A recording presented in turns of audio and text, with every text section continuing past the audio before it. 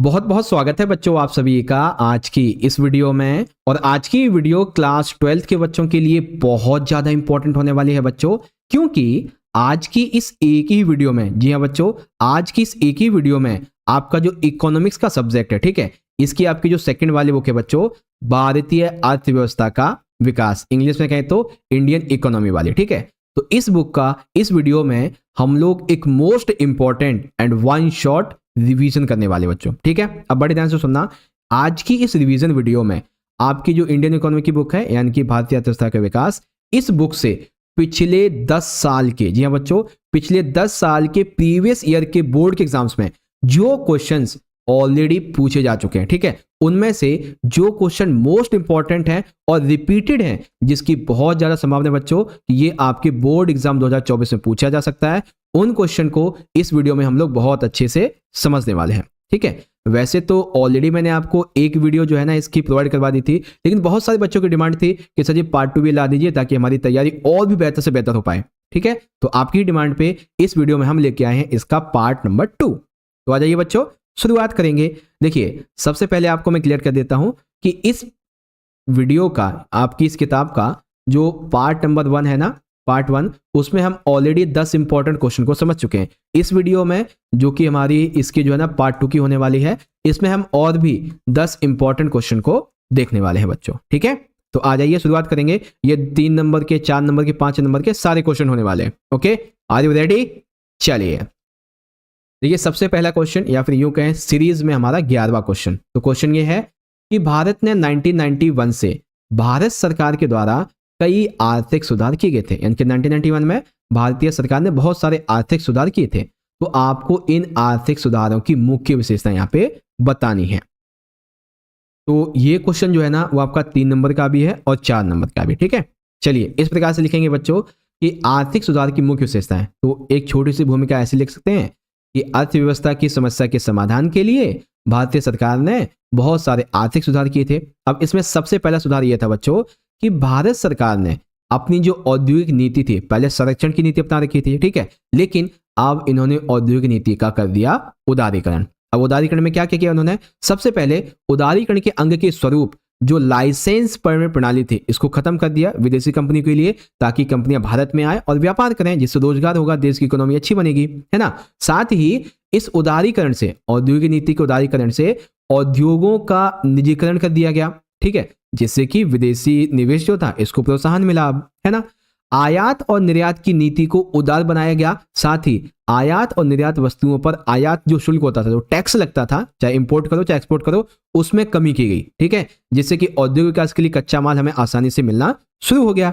दूसरा, मतलब आगे की बात करेंगे तो डॉलर के मूल्य के रूप में घरेलू मुद्रा का अवमूल्यन किया गया, ठीक है। यह जरूरी हो गया था क्योंकि अगर हम अवमूल्यन नहीं करते तो शायद हम व्यापार भी नहीं कर पाते, ठीक है। राष्ट्र की बैंकिंग प्रणाली और कल संरचना की बैंकिंग जो सिस्टम है और जो टैक्स हमारा इंफ्रास्ट्रक्चर है, उसमें भी इंडियन गवर्नमेंट ने कुछ कुछ सुधार किए थे 1991 में, ठीक है। अब पता है आपके पास में अगर पॉलिटी सब्जेक्ट है तो आप पॉलिटी से रिलेटेड भी 1-2 पॉइंट यहां पे लिख सकते हो कि क्या क्या सुधार किए गए थे आर्थिक 1991 में। ओके, चलिए, आई होप आप समझ गए होंगे।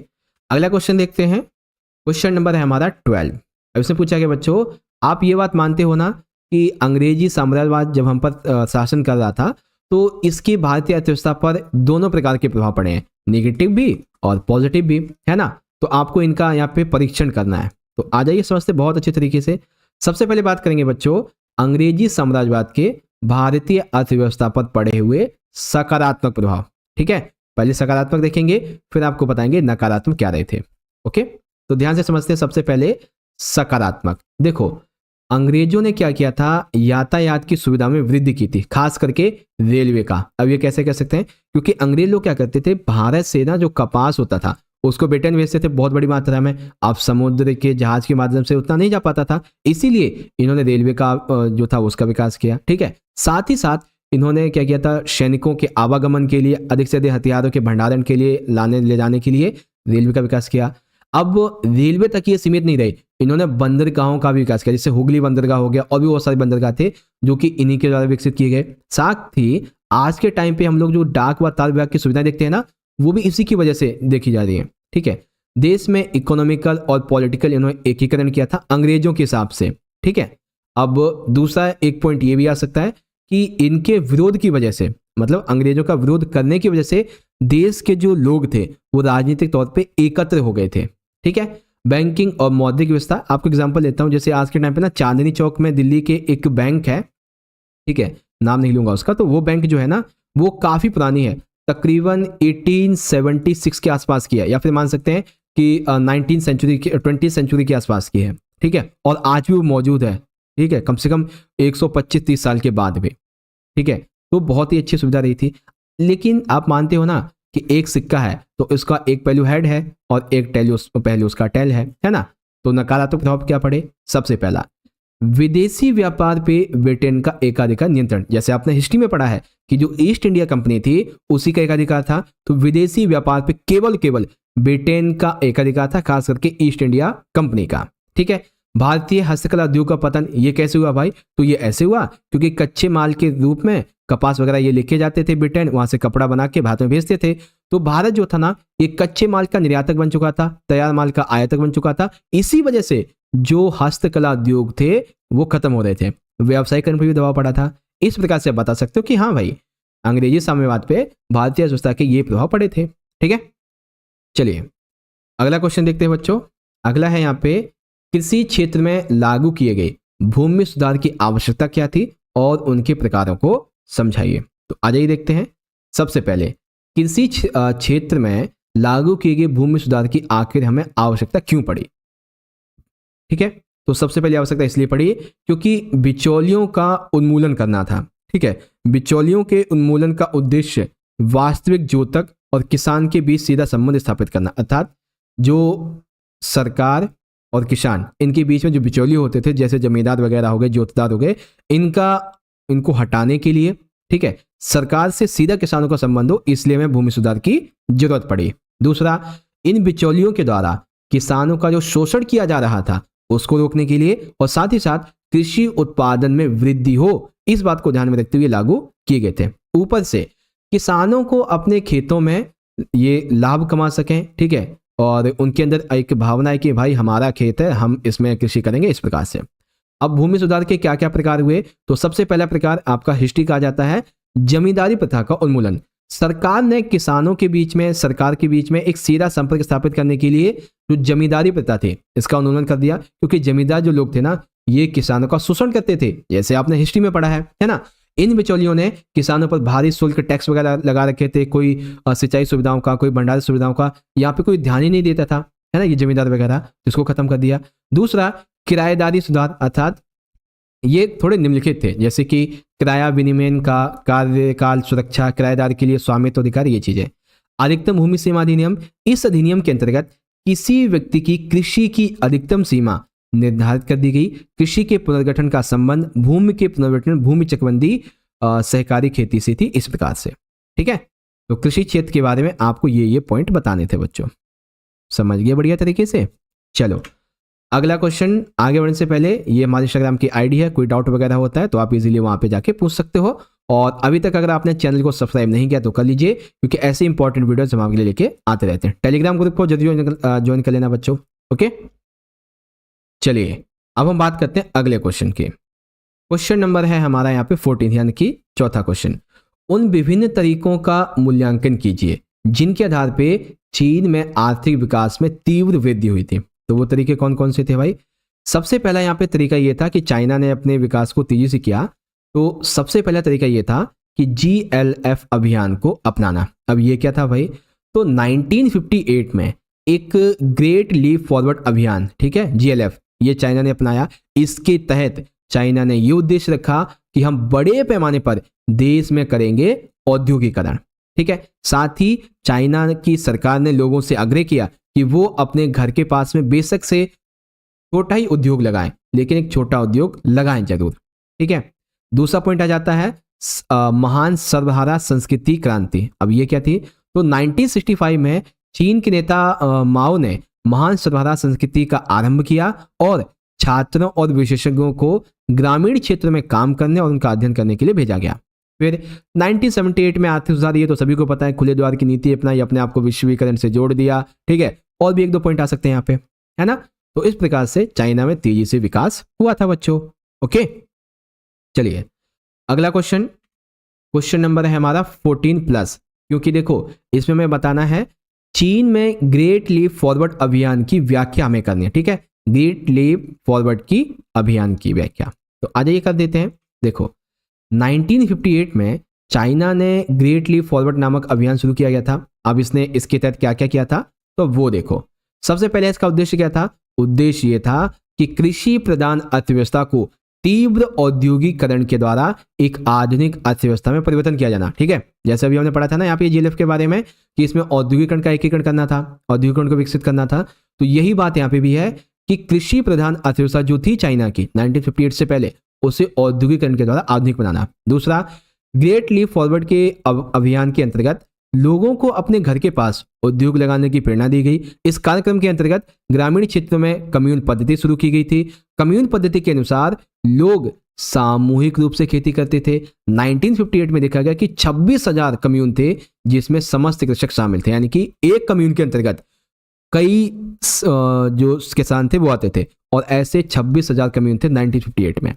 जेएलएफ अभियान में काफी समस्याएं आई जब भयंकर सूखे ने चीन में तबाही मचा दी, जिससे कि लगभग 30 मिलियन लोग मारे गए थे, ठीक है।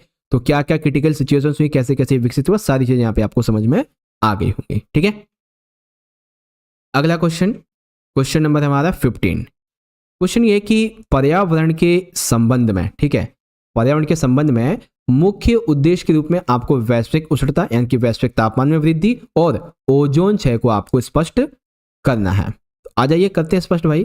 देखिए सबसे पहले बात करते हैं पर्यावरण उष्णता यानी कि पर्यावरण के तापमान के बढ़ने की। देखो पर्यावरण में तापमान बढ़ने का सबसे बड़ा जो कारण है वो है वायुमंडल में कार्बन डाइऑक्साइड और जितनी भी ग्रीन हाउस गैसेस हैं इनके स्तर में वृद्धि होने की वजह से। अब वायुमंडल में जब CO2 बढ़ेगा, green house gases like methane, nitrous ये बढ़ेंगी, तो उससे क्या होगा, तापमान बढ़ने से ध्रुवीय हिम पिघलेगा, यानी कि ध्रुवीय क्षेत्र से जो बर्फ होगी वो पिघलेगी, और जब ये पिघलेगी तो समुद्र स्तर में आएगी, समुद्र स्तर में वृद्धि होगी तो आसपास के तटीय इलाकों में बाढ़, चक्रवात, सुनामी ये सब आ सकते हैं। जलीय जीवन प्रभावित होगा, जो जलवायु है ये भी प्रभावित होगी, ठीक है। दूसरा ओजोन क्षय, तो आपने शायद 11th में ज्योग्राफी में चैप्टर 8 है, ठीक है, उसमें पढ़ा होगा कि हमारे वायुमंडल में ना 5 लेयर्स होती हैं, जिसमें सेकंड जो लेयर होती है ना हमारी वो होती है समताप मंडल, ठीक है, समताप मंडल। अब इस समताप मंडल के अंतर्गत एक ऐसा वो जो है ना क्या नाम ओजोन जो है ना लेयर वो पाई जाती है। तो क्लोरोफ्लोरोकार्बन्स के कारण वायुमंडल में ओजोन की मात्रा में कमी आ जाती है इस समताप मंडल में।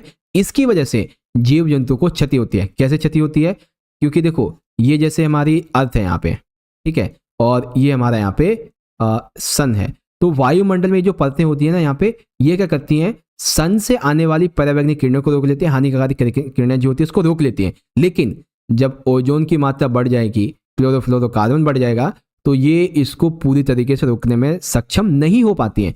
तो इससे जीव जंतु को नुकसान पहुंचता है, मनुष्य को त्वचा कैंसर हो जाते हैं, जलीय जीव, स्थलीय पौधे, इन सभी को ये नकारात्मक प्रभाव डालते हैं, ठीक है।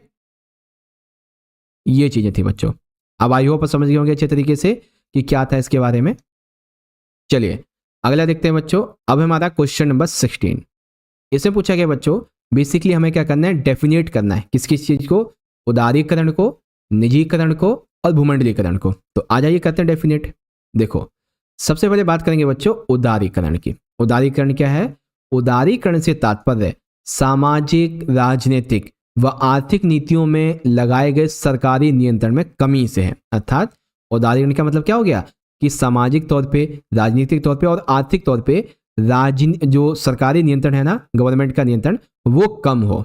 अब ये हुआ कब था, तो भारत में 24 जुलाई 1991 में जब वित्तीय सुधार यानी कि भारत ने जब वैश्वीकरण को अपनाया था, उसके साथ ही ये आर्थिक उदारीकरण की प्रक्रिया शुरू हो गई थी।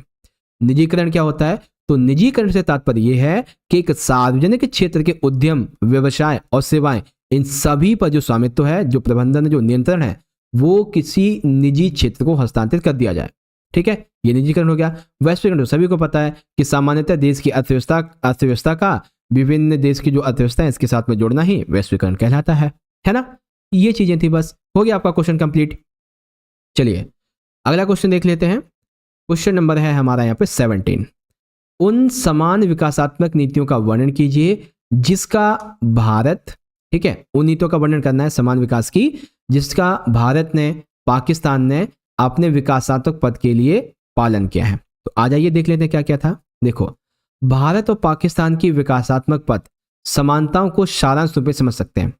देखिए, भारत हो या पाकिस्तान हो, दोनों ने ही अपने विकास की ओर यात्रा कब शुरुआत की थी? 14-15 अगस्त की मध्यरात्रि की 1947 में। जब ये भारत विभाजन हुआ तो दोनों के उस टाइम का जो समस्याएं थी वो मिली जुली थी। कौन कौन सी? विभाजन की समस्या, शरणार्थियों की समस्या, देश का आर्थिक विकास करना, ठीक है, साक्षरता को बढ़ाना, एक ही जैसी समस्याएं थी। भारत ने समस्या से उभरने के लिए सबसे पहले 1951 में प्रथम पंचवर्षीय योजना को उद्घोषित किया, जबकि 1956 में पाकिस्तान ने मध्यकालिक योजना की उद्घोषणा की थी। दोनों ने विकास के लिए मिश्रित अर्थव्यवस्था प्रणाली को अपनाया था। दोनों ने ही अर्थव्यवस्था में सार्वजनिक और निजी सहअस्तित्व को रखा। पाकिस्तान ने 1988 में और भारत ने 1991 में आर्थिक सुधार प्रारंभ कर लिए थे, वैश्वीकरण को अपना लिया था। दोनों ही देशों ने सुधार स्वेच्छा से नहीं किए थे बल्कि परिस्थिति के दबाव की वजह से किए थे। ठीक है, तो कॉन्सेप्ट क्लियर हो गया आपका। बहुत ही सिंपल सा क्वेश्चन था आपका ये वाला, है ना बच्चों। चलिए अब देखते हैं क्वेश्चन नंबर हमारा 18। वर्तमान परिदृश्य में नियोजन का स्वरूप व नीति आयोग का वर्णन कीजिए। तो आ जाइए भाई देख लेते हैं नियोजन क्या है। नियोजन, एक सेकेंड, नीति आयोग के स्वरूप की बात की जा रही है। चलो, वर्तमान परिदृश्य में नियोजन का जो स्वरूप है और नीति आयोग, ध्यान से देखो, जनवरी 2015 में, ठीक है, योजना आयोग को समाप्त कर दिया गया था जो कि मार्च 1950 में बना था, है ना। अब इसके स्थान पे किसने स्थान ले लिया इसका? नीति आयोग ने। नीति आयोग की फुल फॉर्म होती है बच्चों national institution for transforming India. ठीक है, इसका गठन किया गया। अब इसके कई उद्देश्य थे। सबसे पहला, ये भारत सरकार के लिए थिंक टैंक के रूप में काम करता है, साथ ही सहकारी संघवाद को बढ़ावा देता है, सतत विकास के लक्ष्यों को बढ़ावा देता है और नीति निर्माण में विकेंद्रीकरण की भूमिका को भी सुनिश्चित करता है ये। ठीक है, इस प्रकार से। अब चलिए इसको छोड़ते हैं, यहां पे आ जाते हैं। क्वेश्चन हमारा ये बच्चों कि देश की प्रगति में कृषि की भूमिका लिखिए, कृषि की समस्याओं तथा उनके लिए उठाए गए कदमों का श्रेणी के अनुसार वर्णन कीजिए। ठीक है, तो बड़े ध्यान से देखिए। सबसे पहले बात करेंगे भारत में कृषि की समस्याओं के बारे में। ओके, देखिए देश की प्रगति में कृषि की क्या क्या भूमिका होती है। सबसे पहला, राष्ट्रीय आय में योगदान। जो देश है ना उसमें कृषि की अगर हम बात करें तो कृषि जो है वो हमारी जीडीपी में बहुत ही अहम योगदान देती है। ठीक है, कृषि से रोजगार भी प्रदान होता है लोगों को। औद्योगिक विकास का आधार है कृषि, क्योंकि बहुत सारा कच्चा माल उद्योगों से ही मिलता है। विदेशी व्यापार में महत्वपूर्ण है क्योंकि अनाज वगैरह भेजना इसी से तो होता है। घरेलू उपयोग में महत्वपूर्ण होता है ये चीज, है ना। ये चीजें थी। तो अब देखो भारतीय कृषि की प्रमुख समस्याएं क्या क्या हैं। ठीक है, तो सबसे पहली समस्या बच्चों सामाजिक। कैसे? समाज में ना एक वातावरण है ही नहीं कि हम लोग कृषि का विकास करें। साथ ही साथ भूमि पर जनसंख्या का बहुत अतिरिक्त दबाव है, क्योंकि हम देखते हैं कि आज के टाइम पे ना बहुत जनसंख्या गांव में निवास कर रही है जो कि कृषि ही करती है। ठीक है, और जब जनसंख्या का दबाव ज़्यादा बढ़ रहा है तो बहुत दिक्कत आती है। कृषि भूमि का अवनति और फसलों को नुकसान होना। फिर संस्थागत समस्या आ जाती हैं। अब ये कैसी होती हैं? तो संस्थागत समस्या में ये हो जाता है भाई, सरकार के द्वारा सुधार की दोषपूर्ण नीति अपनाई जाती है। ठीक है, गांव में साख की कमियां होती हैं। ठीक है, किसानों के लिए जोतों का आकार छोटा है। बाजार सुविधाएं यानी कि जो कृषि विपणन है वो भी यहाँ पे सही से नहीं मिलता है। फिर तकनीकी समस्या आ जाती हैं, तो उत्पादन का अप्रचलित तकनीक, ठीक है, सिंचाई सुविधा का अभाव होना, फसलों का क्रम और निरक्षरता, ये तकनीकी सुविधाएं समस्या हो जाती हैं। अब इन समस्याओं को सुधारने के लिए सरकार ने कुछ ना कुछ तो कदम उठाएंगे, बिल्कुल उठाए हैं। कौन कौन से? देखिए, सबसे पहले जो है ना सरकार ने किए थे भूमि सुधार। कौन कौन से? मध्यस्थों का अंत, यानी कि जो बिचौलिए थे सरकार और किसानों के बीच में टैक्स वाले, उनका अंत कर दिया गया। मतलब उनको जो है ना उस पद्धति को खत्म कर दिया गया था। उनका अंत नहीं, उस पद्धति को खत्म कर दिया। ठीक है, लगान का नियमन कर दिया गया। साथ ही साथ भूमि सीमा का जो था ये निर्धारण हो गया और जोतों की जो थी ये चकबंदी कर दी गई। सहकारी खेती को बढ़ावा दिया गया। कुछ प्रौद्योगिकी सुधार हुए थे, जैसे कि अब जो है ना HYV बीज, जो अधिक उत्पादन वाले बीज होते ना उनको यहाँ पे लोगों को दिया जाने लगा। रासायनिक खाद का उपयोग किया जाने लगा, कीटनाशकों का उपयोग में वृद्धि करवाई गई। सामान्य सुधार हुए, जैसे कि लोगों के लिए, किसानों के लिए सिंचाई सुविधा में विस्तार करना, संस्थागत साख का प्रावधान करना, कृषि विपणन व्यवस्था में सुधार करना, कृषि मूल्य नीति। तो इस प्रकार से ये थे। ठीक है, अब ध्यान से आप देख लेना पेपर में आपका कृषि की क्या भूमिका है देश के, तो ये 3 नंबर में आ जाएगा। सामाजिक समस्याएं अलग से, संस्थागत अलग से, तकनीकी अलग से। कौन कौन से भूमि सुधार हुए, तो 3 या 4 नंबर में ये अलग से आ जाएगा। प्रौद्योगिकी सुधार कौन से, ये हो जाएगा। तो आप यूं कहो कि आपके कई सारे क्वेश्चन इस एक ही क्वेश्चन से कंप्लीट हुए हैं। ठीक है, चलिए आगे बात करते हैं अगले क्वेश्चन की। क्वेश्चन है हमारा 20। भारत में एलपीजी नीति की मुख्य बिंदुओं को लिखिए। तो एलपीजी नीति के मुख्य बिंदु क्या थे? सबसे पहला विदेशी तकनीकी समझौता, दूसरा MRTP एक्ट 1969 का, विदेशी तकनीकी समझौते के साथ साथ विदेशी निवेश को बढ़ावा देना। अब विदेशी निवेश बढ़ेगा तो बढ़ेगा कैसे, तो हमें औद्योगिक लाइसेंस जो है इसका विनियमन करना पड़ेगा और मुद्रास्फीति का नियमन करना पड़ेगा, है ना। निजीकरण को बढ़ावा देना होगा और विनिवेश को प्रारंभ करना पड़ेगा। समुद्र पारीय व्यापार के अवसर हमें प्रदान मिले, ठीक है, क्योंकि इसके तहत हम जो थे समुद्र के पार भी अब कंट्रीज से व्यापार करने लगे। ठीक है, कर सुधार, वित्तीय क्षेत्र सुधार तथा बैंकिंग सुधार ये भी शामिल हुए। लाइसेंस और परमिट राज्य की पूरी तरीके से समाप्ति कर दी गई थी ताकि विदेशी कंपनियां भारत में आए और अपना व्यापार अच्छे से कर सकें। ठीक है, चलिए अगले हमारा क्वेश्चन नंबर यहाँ पे 21। ध्यान से देखना बच्चों, बेरोजगारी किसे कहते हैं, बेरोजगारी के कारण तथा इस समस्या को हल करने के लिए उठाए गए कदमों का वर्णन कीजिए। 3 क्वेश्चन है क्या और इसके कारण और समस्या को हल करने के जो उपाय हैं या फिर जो कदम उठाए गए वो हमें बताने हैं। ठीक है, तो आइए एक एक करके सारी चीजों को समझते हैं। सबसे पहले बेरोजगारी क्या होती है। बेरोजगारी से अभिप्राय उस स्थिति में है जिसमें एक योग्य व्यक्ति और इच्छा शक्ति व्यक्ति को प्रचलित मजदूरी पर कार्य नहीं मिलता है। यानी कि बेरोजगारी का मतलब क्या हो गया, व्यक्ति के पास में योग्यता भी है, उसके पास इच्छा शक्ति भी है कि वो काम करना चाहता है, लेकिन फिर भी उसके काम मिलता नहीं है। ठीक है, अब भाई बेरोजगारी के कारण क्या होते हैं, आप इसे रियलिटी वर्ल्ड से भी जोड़ सकते हो, रियलिटी से जोड़ सकते हो। कैसे, जैसे जैसे जनसंख्या बढ़ रही है, पॉपुलेशन ग्रोथ हो रही है, वैसे वैसे रोजगार की कमियां होती जा रही हैं। ठीक है, धीमी पूंजी का निर्माण आ जाता है। ठीक है, धीमी आर्थिक विकास दर, क्योंकि किसी भी देश की अगर आर्थिक विकास दर ज्यादा होगी तो रोजगार ज्यादा मिलेंगे, अब दर ही कम है तो कहां से रोजगार मिलेगा। ठीक है, दोषपूर्ण शिक्षा नीति, क्योंकि देखो शिक्षा नीति दोषपूर्ण क्यों है, क्योंकि सिर्फ और सिर्फ जो थ्योरेटिकल चीजें होती है ना वो पढ़ाई जाती हैं, कौशल तो सिखाया ही नहीं जाता है स्कूलों में। ठीक है, अल्प विकसित कृषि क्षेत्र है, धीमा औद्योगिक क्षेत्र का विकास आ जाता है, लघु एवं कुटीर उद्योगों का अभाव है, अपर्याप्त दोषपूर्ण रोजगार नियोजन है। इस प्रकार से आपको बताना था। ठीक है, बेरोजगारी की समस्या को हल करने के बहुत सारे उपाय हैं, जैसे कि हमें अपनी जीडीपी जो है इसका विकास करना चाहिए, जनसंख्या वृद्धि पर नियंत्रण रखना चाहिए और कृषि क्षेत्र का विकास व लघु कुटीर उद्योगों का हमें विकास करना चाहिए। आधारिक संरचना में हमें सुधार, विशेष रोजगार कार्यक्रम, तीव्र औद्योगिकरण, ये सारी चीजें करनी चाहिए। अब कुछ कार्यक्रम चलाए गए थे, ठीक है, गरीबी बेरोजगारी के उन्मूलन के लिए। तो महात्मा गांधी राष्ट्रीय ग्रामीण रोजगार गारंटी अधिनियम यानी कि मनरेगा, ठीक है, स्वर्ण जयंती शहरीय योजना, स्वर्ण जयंती ग्राम स्वराज योजना और प्रधानमंत्री रोजगार योजना, ये सारी चीजें। ठीक है, तो अब आपको समझ में आ गया ना अच्छे तरीके से कि बेरोजगारी क्या होता है, इसके कारण, समस्या के उपाय और उन्मूलन के विशेष कार्यक्रम। चलिए अब हम लोग बात करते हैं इस वीडियो के सबसे आखिरी क्वेश्चन की। इसके बाद भी है क्या? नहीं, यही है। चलिए एक आखिरी क्वेश्चन है बच्चों, भारत में प्राकृतिक संसाधनों की प्रचुरता है, इस कथन को समर्थन देकर समझाइए। तो सही बात है भाई, भारत में प्राकृतिक संसाधनों की प्रचुर मात्रा है। कैसे कह सकते हो? देखो, भारतीय क्षेत्र के मामले में अगर हम देखें तो विश्व का ये 7वां बड़ा देश है क्षेत्रफल के मामले में, जिसका कुल क्षेत्रफल पूरे वर्ल्ड का 32,87,263 वर्ग किलोमीटर यानी कि 32.87 करोड़ वर्ग हेक्टेयर है। ठीक है, अब बारी आती है सबसे पहले प्राकृतिक संसाधनों में खेती की। तो भारत में खेती के हिसाब से जो दक्षिण के पठार है, यहाँ की काली मिट्टी बहुत ही ज्यादा उपजाऊ है, खास करके कपास की खेती के लिए। अब हमने कपास की खेती का एग्जांपल क्यों लिया? क्योंकि कपास जो है ना, ये वर्ल्ड लेवल पे एज ए ट्रेड, ठीक है ना, बहुत इंपॉर्टेंट है। दूसरा है भारत में ईंधन खनिज, मतलब भारत में अब ये जो है ना दूसरा पॉइंट, ये आपका खनिज वाला है।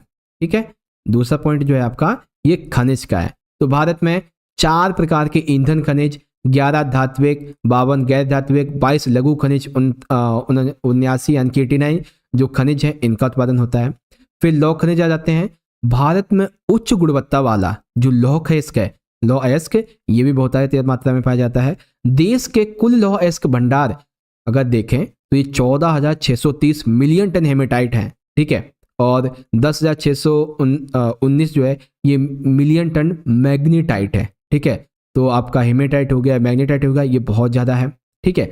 हेमेटाइट बेसिकली कहाँ पाया जाता है? छत्तीसगढ़, झारखंड, ओडिशा, गोवा, कर्नाटक। और रही बात कोयला की, तो कोयला के मामले में भारत में केवल भारत ही नहीं, मतलब भारत के लेवल पर ही नहीं बल्कि पूरे विश्व में अमेरिका और चाइना के बाद में इसका तीसरा स्थान है, ठीक है। पहले स्थान पे है चाइना, दूसरे पे अमेरिका कोयला के उत्पादन में, और तीसरे नंबर पे भारत आता है, ठीक है। तो ये है भारत के प्राकृतिक संसाधनों की प्रचुर मात्रा, ठीक है। तो इस प्रकार से आपका ये क्वेश्चन भी कंप्लीट हो गया बच्चों, ठीक है। अब देखो यहाँ पे एक चीज मैं आपको और कुछ दिखाना चाहूंगा। जो इसका पार्ट 1 था ना बच्चों, ठीक है, पार्ट 1 जिसके अंदर हमने टोटल अपने 10 क्वेश्चन देखे थे। अगर आप सभी बच्चों ने वो वीडियो नहीं देखी बच्चों तो उस वीडियो को जरूर देखना, क्योंकि उसके अंदर जो क्वेश्चन है जैसे ये वाले जो है ना बहुत इंपॉर्टेंट है आपके, ठीक है। जैसे सबसे पहला क्वेश्चन है कि कृषि विपणन क्या होता है, कृषि विपणन प्रणाली के दोष क्या हैं और सरकार के द्वारा इसको सुधारने के क्या क्या कदम उठाए गए हैं। तो 6 नंबर का बहुत इंपॉर्टेंट क्वेश्चन था ये आपका, ठीक है। फिर अगला क्वेश्चन था हरित क्रांति किसे कहते हैं, हरित क्रांति की विशेषताएं लिखिए, हरित क्रांति का क्या प्रभाव पड़ता है और हरित क्रांति की सीमाएं लिखिए बच्चों, ठीक है। तो आप इनको जाइए और अच्छे से समझिए पार्ट 1 की वीडियो में। और भी बहुत सारे आपके क्वेश्चन थे, जैसे कि भारत में प्रारंभिक क्षेत्र में जो शिक्षा है ना, प्रारंभिक शिक्षा के क्षेत्र में क्या विकास हुआ, फिर माध्यमिक शिक्षा के क्षेत्र में क्या क्या विकास हुआ, उसके बाद में जो उच्च शिक्षा क्षेत्र है इसमें क्या क्या विकास हुआ, इस प्रकार से, ठीक है। बहुत सारे क्वेश्चन थे बच्चों। ग्रामीण विकास से आप क्या समझते हैं, इसके मुख्य तत्वों को बताइए, ठीक है। जैविक कृषि बहुत ही इंपॉर्टेंट क्वेश्चन है, जैविक कृषि किसे कहते हैं, जैविक कृषि के लाभ क्या है और इसके दोष क्या है, ठीक है। तो आप सारे बच्चे जाओ पार्ट 2 को देखो और अपनी तैयारी को और भी बेहतर से बेहतर बनाओ, ठीक है। तो इस प्रकार से हमारा आज का ये जो पार्ट 2 था बच्चों, ठीक है, पार्ट नंबर 2 आपकी इंडियन इकोनॉमी डेवलपमेंट का हिंदी मीडियम में अच्छे से आपको मैंने समझा दिया, ठीक है बच्चों।